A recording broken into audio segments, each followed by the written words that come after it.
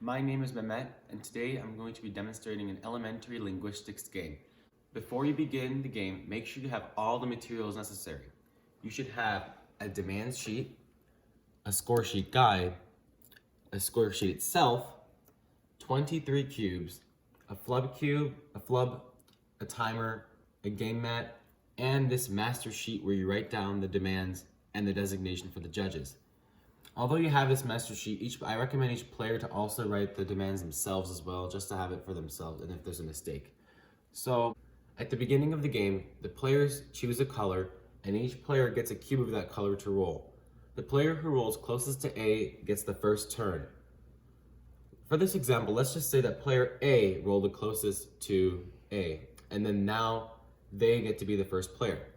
And then they pick up the cubes and roll them, and this is just going to be our example here. So they roll the cubes, and then player A serves as player 1 here. So they get to choose a pattern, structure, or purpose, not all three, just one.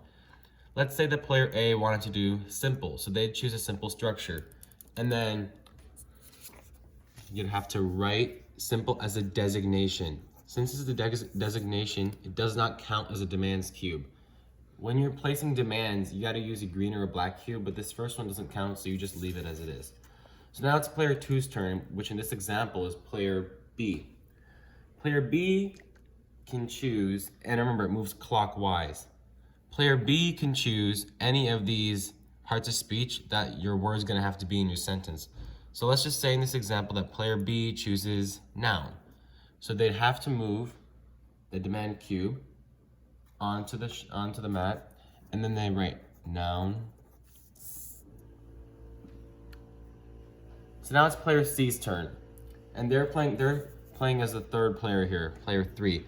So underneath the category that player 2 chose, which is noun, they get to choose one of these functions.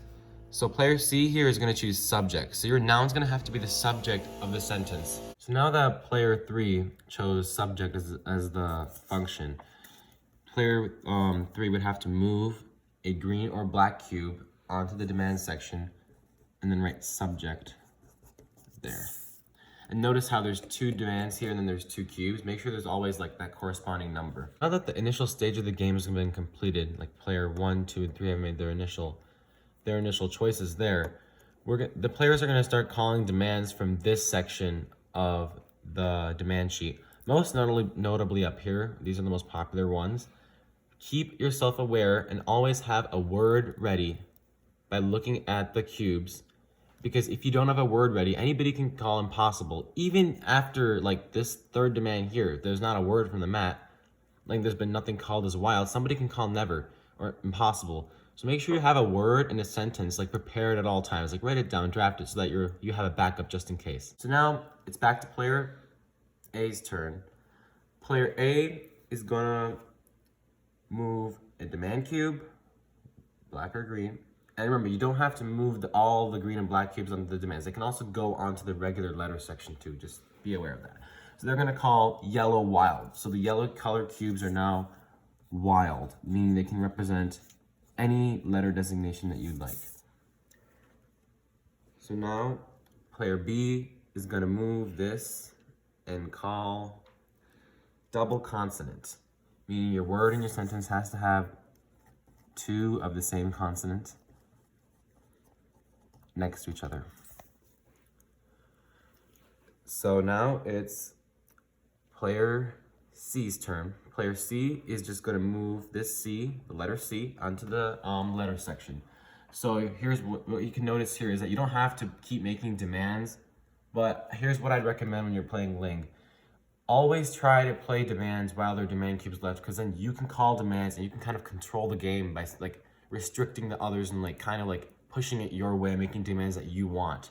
Because if you don't make those demands, the other players could do that instead of you, so it can make it harder for yourself. So player C moved the C there. Now it's player A's turn, and player A is going to make a demand and call 6 letters. So now your word has to have 6 letters. So write that there. And then player B is going to make a demand and say must contain C, must contain the letter C.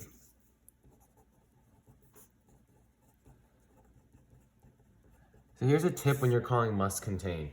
If you have a really complicated word that has like letters like X or like Q or like those really rare letters that other players' words are likely not to have, you can make that must contain so that you can probably knock out their word and you still keep your own word. So make it like a rarer letter so that you can kind of knock their word out and like take advantage of that. Now it's player A's turn.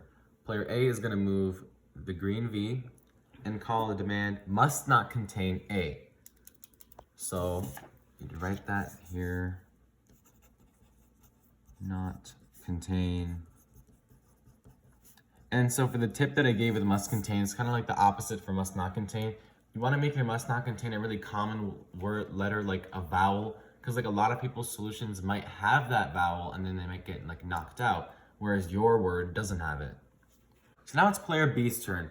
Player B is going to move the E onto the letter section. So there are no longer any demand cubes that can be placed, like green or black cubes. So now you have to be strategic about which letters you want to put on the mat. And then remember, you get one pass as well. So make sure that nobody can call a now or a challenge impossible. So you got to stay on top of things. So player C is going to move the red F onto the letter section. Player A is going to move the O. Player B, and remember you have like a minute for each of this. We're speeding this up for like the demonstration purposes. Player B is going to move the C. Player C is going to move the S. And then, player A sees an opportunity, picks up the flub, and challenges now. So player A is a challenger, so player A prepares a solution. Since player C does not want to make a solution, because in Ling, even if you are the player who's been called upon, you can still write a solution.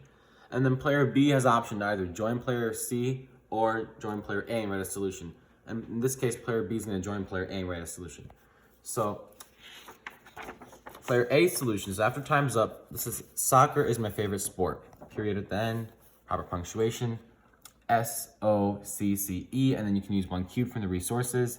And that R is from yellow wild because the yellow has been called as wild.